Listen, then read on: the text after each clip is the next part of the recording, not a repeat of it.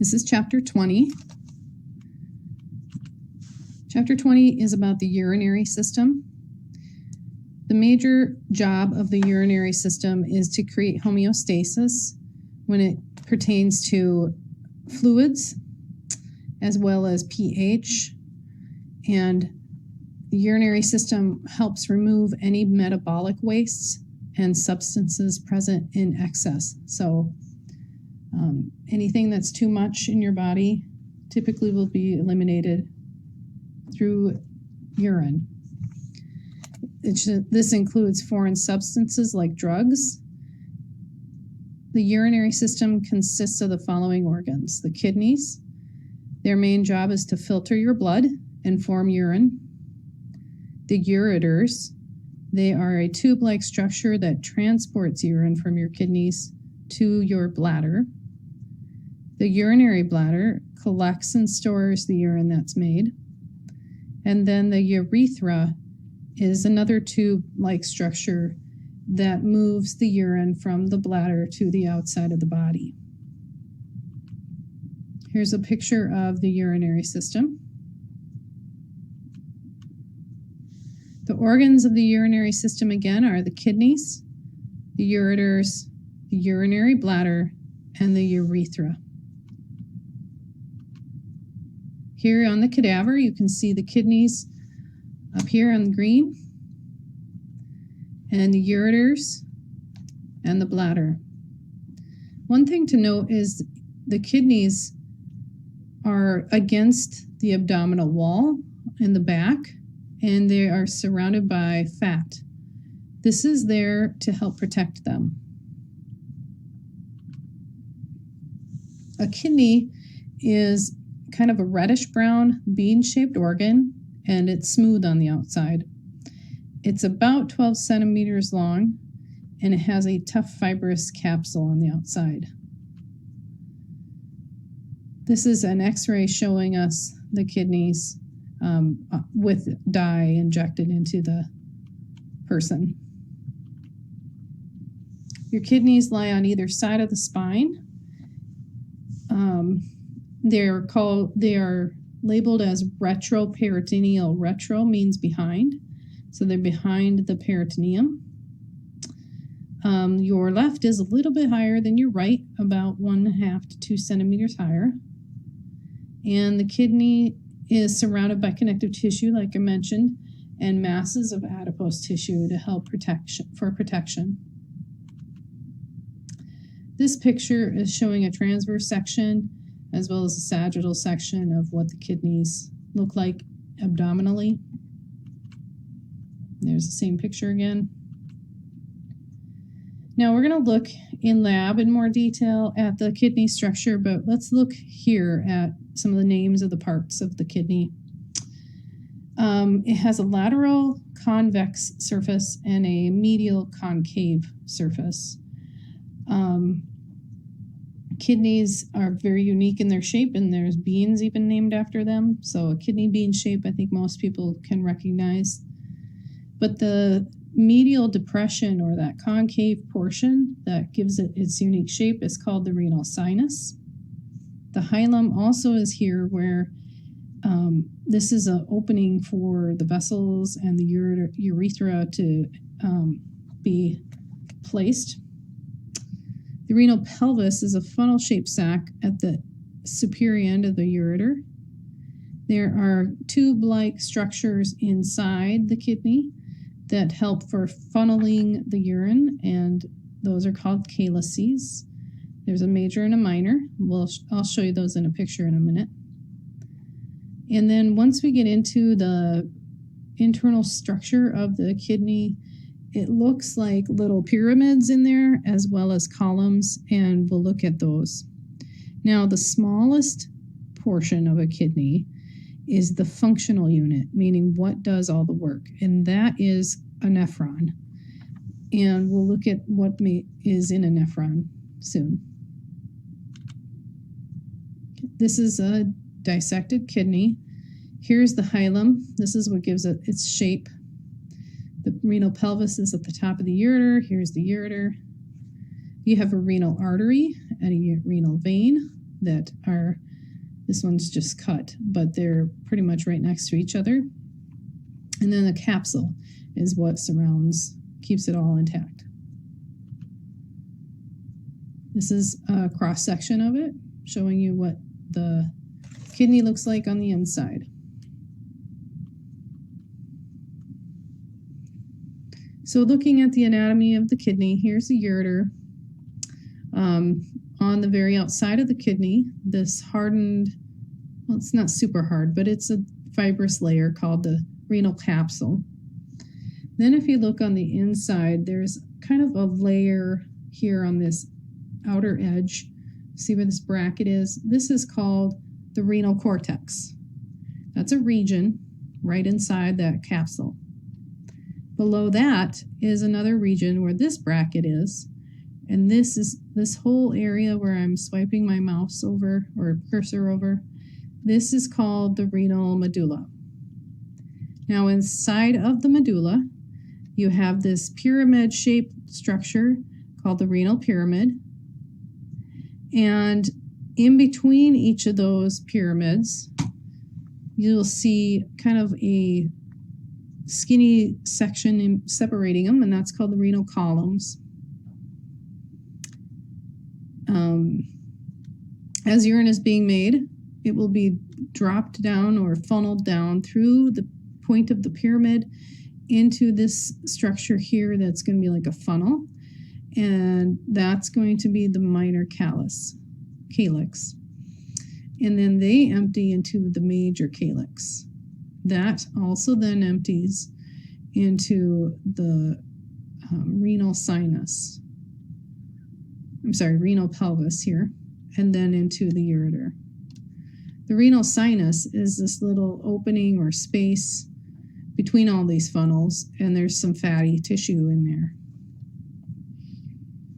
This box here shows us a closer version. Here's the capsule, this is the cortex, this is the medulla, but this is your nephron inside of here, this big looping structure here. This is what the nephron looks like. So abdominally, the left kidney is slightly higher than the right, and the renal pelvis collects all of that urine from the kidney and then narrows and leaves into the ureter, right next to your abdominal aorta and your vena cava, inferior vena cava. You've got your renal veins, renal arteries, and then we have our adrenal glands right on top of the kidneys as well. Again, here's the cortex, here's the medulla, the pyramids and the columns make up the medulla. Now let's look at the blood vessels of the kidney. The renal artery enters each kidney through the hilum and continues to branch, eventually to a nephron. So if we go from largest to smallest, we start with the renal artery, then it goes down to what's called the interlobar artery, and even smaller is an arcuate artery. Again, another one is the cortical radiate artery, and then it goes into what's called the afferent arteriole. An arteriole is going to be not quite as small as a capillary yet, but the smallest artery that we have. In the nephron, there is going to be this little capillary network that helps filter the blood, and that's called the glomerulus. That then will have another arteriole on the opposite end of it after it's been filtered. Then it will go to a capillary. These terms here, afferent and efferent, should be familiar. Remember we used those in the nervous system? Well, here is the same sort of terminology. We're using afferent because it's going at the glomerulus. This arteriole is going towards the glomerulus, this network of capillaries that filter the blood. And then once it's filtered, it's going to go through an efferent arteriole. So we're not to capillaries yet, but there's this kind of middle filtering portion first before it gets to a capillary. But as that vessel exits the glomerulus, it's called an efferent, so it's exiting the glomerulus. Then we get to peritubular capillaries. From the nephron, venous blood will return to the renal vein, through the cortical radiate or interlobar vein, then to the arcuate vein, into lobar vein, and then renal vein. So it's going to be very similar order backwards as the artery, but it's a vein. Here's just the cadaver images. Here's the inferior vena cava, the right renal vein, the left renal vein, the abdominal aorta, the right renal artery, the left renal artery. I think this picture is amazing because it's kind of like a projection of what all the nephron blood vessels look like. So it looks just like the shape of a kidney. So you can see there's tons of vessels and tiny little arterioles in the kidney. So looking here, we have our arcuate artery and vein, interlobar, meaning it's coming down through there. And then it's going to branch into this cortical radiate artery. And this is kind of small to see, but we'll look at the next couple of views here. Within the nephron, this is a microscopic picture of a nephron. Blood flow goes from the afferent arterial to the glomerulus to the efferent arterial to a peritubular capillary. And this is just a flow chart showing you what I just mentioned for the arteries to veins.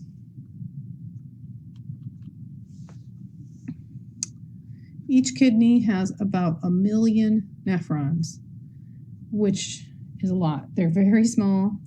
Each nephron has two main parts, a renal corpuscle and a renal tubule.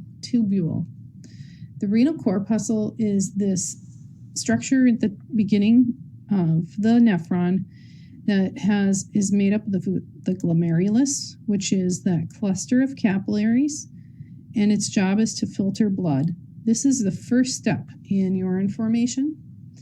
Again, you have this afferent arterial coming into the glomerulus, and this cluster of capillaries do the filtration, and then the efferent arterial is where it will leave the glomerulus. All of that glomerulus is surrounded by a capsule called the glomerular capsule. It's also been called Bowman's capsule, which is a scientist's name.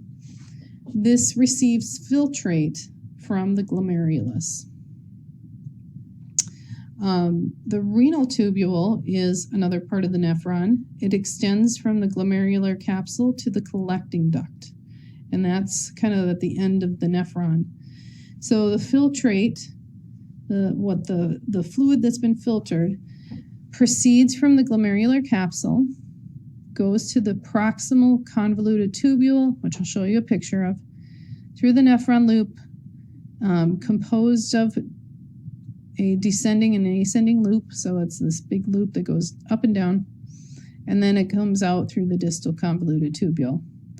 The distal convoluted tubules of several nephrons empty into each collecting duct, which continues through the medulla and joins other collecting ducts to drain through the renal papillae into the minor calyx. So let's look at some pictures. Here is a picture of a renal corpuscle. It consists of this glomerulus. So here is our afferent arterial, and here is the glomerulus, that capillary-ish structure.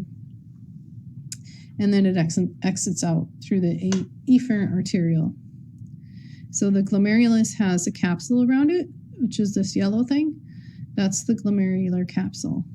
This is where we get the filtration of the blood happening. Now, there's a lot of different types of little cells that surround these capillary structures. They're the ones that are pulling or filtering out that substrate or that filtrate fluid out of the blood, the waste. After the filtrate leaves the glomerular capsule, so it's pulled out of this glomerulus, goes into the glomerular capsule, then it goes down this tube. It's convoluted, meaning it's twisted, and it is proximal. We're using our glomerulus as our landmark. So it's a proximal convoluted tubule, As it goes through this whole windy thing, then it goes through this down through this descending ascending loop, which is called the nephron loop. And then it will come up through this distal convoluted tubule, which is further away than here. So this one closer to the glomerulus is proximal. The tubule away from it is distal. This is the same picture, just spread out a little more. Each nephron is a site of urine production. A nephron consists of a renal corpuscle and a renal tubule. And the blood vessels associated with the nephron are unique to the kidney. There's nowhere else in the body where you have a arterial doing capillary similar functions and then coming out as an arterial. It's usually going to be arterial to vein, like over here, where this is a traditional capillary structure. But as blood is coming through here and it's coming back out, this filtrate is going through these tubules and eventually exiting. So this is our sequence of structures that are involved in the urine formation and elimination. So urine formation in this bracket here happens through all of this yellow tubing, all of that. So that's the glomerulus to the glomerular capsule, which is our renal corpuscle, down to the proximal convoluted tubule, to the nephron loop, down and then up the loop, and then to the distal convoluted tubule. This is referred to as the renal tubule, and the whole thing is the nephron. So the nephron is doing all of that urine formation, and then it's collected and exits out through the collecting duct, which is this large thing. Now it's all about elimination. Once it goes into the collecting duct, now it's just being funneled from a smaller duct to a larger section. So it goes to the minor calyx, to the major calyx, to the renal pelvis, to the ureter, to the bladder, and then to the urethra. All of this is for drainage. Bladder obviously is for storage, and the urethra is for elimination. None of this, you don't get absorption in anything here. This is just all excretion and drainage. Up in the nephron is what's doing all of the absorption in there. So here you can see our nephrons. Here's a loop, here's a loop. And there's two types of nephrons. You have cortical nephrons, which are kind of high up in the cortex here, and juxtamedullary nephrons that are lower in the cortex, and they dip down into the medulla. Now, reason we have both the cortex nephrons that are high up in the cortex are the majority of what nephrons are. This is what most of them are like. Some of these juxtamedullary nephrons that sit low, they are down here, reaching all the way down to the tip somewhat of the renal pyramid, and they are there to help regulate water balance and urine concentration. This is a smaller amount of your nephrons in this part.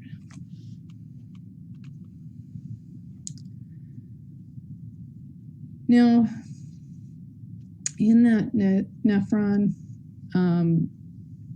there is a part of the structure called the juxtaglomerular apparatus. If you don't know what juxtaposition means, it usually means close to or next to something. This is a structure that helps, that is close to our nephron loop, and it is where you have some regulation of the secretion of renin. Renin is a hormone, and it has to do with increasing blood pressure. At the juxtaglomerular apparatus, you have some cells that are specialized. You have macula densa and juxtaglomerular cells. So this here, we can see our glomerular capsule, glomerulus. This is our renal corpuscle here. But as you see how the afferent arteriole and the efferent arteriole are exiting, they are right next to the distal convoluted tubule, or the ascending part of the tubule. And you can see here, this is zoomed up. Here's your ascending limb of the nephron loop. There are these tiny little cells that kind of touch each other here. These macula densa cells are on this outer wall, and then out on the outside here, on the outside of the afferent arteriole and the efferent arteriole, is these juxtaglomerular cells. Renin secreted by those juxtamedullary cells will help regulate the renin-angiotensin system. Those are hormones, two of them are, and they kind of balance one another to help increase blood pressure.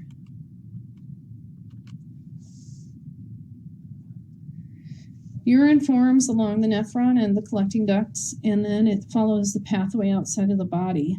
So again, the nephron and the collecting duct form the urine, and then it empties through openings in the renal papillae, which is the tip of the pyramid, goes into the minor calyx, then into the major calyx, then to the renal pelvis, the ureters, stored in the bladder, and then released through the urethra.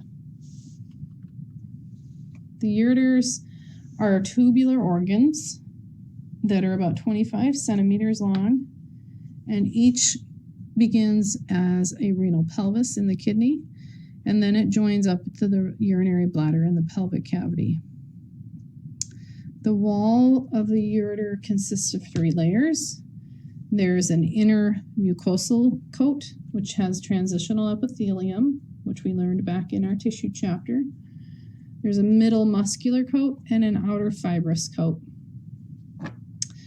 Peristaltic waves will help transport urine along the ureters. This is a smooth muscle contraction that moves in waves, going from the bladder down to from the kidneys down to the bladder along the ureter. If there is an obstruction, it is commonly going to be like a kidney stone, and it will be in the ureter, and it will trigger a ureterorenal reflex, which is a strong peristaltic wave to help try to push that stone towards the bladder. It will reduce urine production in an infected or affected kidney. Here's a cross-section of the ureter. It has our fibrous coat and the muscle layer, and then here's the lumen or the opening, and then a mucosal coat or liner on the inside. The bladder, the urinary bladder, is a hollow muscular organ located in the pelvic cavity. It's posterior to your pubic symphysis and inferior to the parietal peritoneum, which is the kind of soft tissue layer covering your intestines. It is a storage organ for urine. It contacts the anterior wall of the uterus and vagina in the female and lies posteriorly against the rectum in the male. In the bladder, you have a triangular muscle called the trigone at the floor of the bladder, and it has 2 openings at each of the 3 corners, or has openings at each of the 3 corners. 2 of them are for the ureters, and 1 is for the urethra. There are 4 layers to the wall of the bladder: an inner mucus layer, which has transitional epithelium, again, just like our ureter, a submucosal coat, a muscular coat, and an outer serous coat. The smooth muscle fibers of the muscle coat comprise the detrusor muscle, which helps contract the bladder. And then there's an internal urethral sphincter, or a circular muscle that surrounds the neck of the bladder. Here's a picture of the bladder in the green there. Here is an image. There are the same. The bladder in a male and a female, but here's that trigon. This is where the ureters enter, and then the urethral opening here. And then this outside has the detrusor muscle, which contracts and kind of constricts it so the urine can exit. And then there's an internal urethral sphincter right here helping control the release into the urethra. Here's the female bladder. You can see here's the uterus back here and the vagina, so it's right up next to it. And for a male, this is the bladder, and it's right next to the colon. Same picture, just in a drawing. Here's the urinary bladder, here's the uterus, here's the urinary bladder, and here's the rectum. Here is a better picture as well. Our detrusor muscle on the outside, our trigon with the openings of the ureters, and then into the urethra, the opening to the urethra. We'll look at some of the sex organs for the male that this is referring to, this picture, in the next chapter when we get into the reproductive system. Here's our 4 layers of the urinary bladder.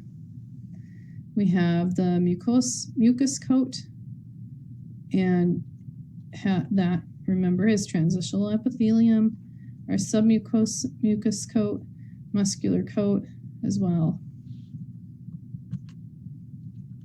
Lastly, we have the urethra. It's the tubular organ that moves urine from the bladder to the outside of the body. It's lined with a mucous membrane and a thick layer of longitudinal smooth muscle fibers. It has many mucus glands called urethral glands. In the female, the urethra is only about 4 centimeters long, and the external urethral orifice is anterior to the vagina opening. In a male, it's about 19.5 centimeters long, has dual function for urination and reproduction. There are 3 sections: the prostatic urethra, the membranous urethra, and the spongy urethra, which then ends or terminates at the external urethral orifice in the penis. Here's a cross-section of the urethra. Here's a urinary bladder and urethra in a female and in a male. Urine leaves the bladder by micturition, or the urination reflex. And the bladder can hold up to about 600 milliliters. The urge to urinate begins when it contains about 150 milliliters.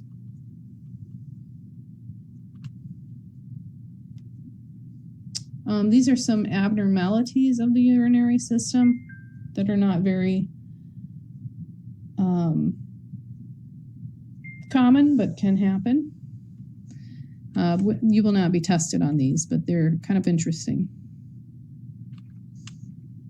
Then last, the urinary system over time has a sufficient reserve in both the structure and function to mask age-related changes. So the kidneys usually become slower to remove nitrogenous wastes and toxins and to compensate for changes that maintain homeostasis. Some age-related changes include the kidneys appear scarred and grainy due to connective tissue accumulation. Kidney cells will start to die. By age 80, the kidney has lost 1/3 of its mass. It will shrink due to loss of glomeruli, and the loss of surface area for filtration decreases by about age 75. Proteinuria means protein in your urine may develop. The renal tubules will thicken as well. Reabsorption of nutrients and ions become less efficient. It is harder for the kidneys to clear certain substances. There may be some blood flow to the kidney that slows as well. The bladders and the urethras and the ureters lose their elasticity, and the bladder will hold less urine. The The kidneys are less able to activate vitamin D, and there is loss of bladder control, which is incontinence. That's chapter 20.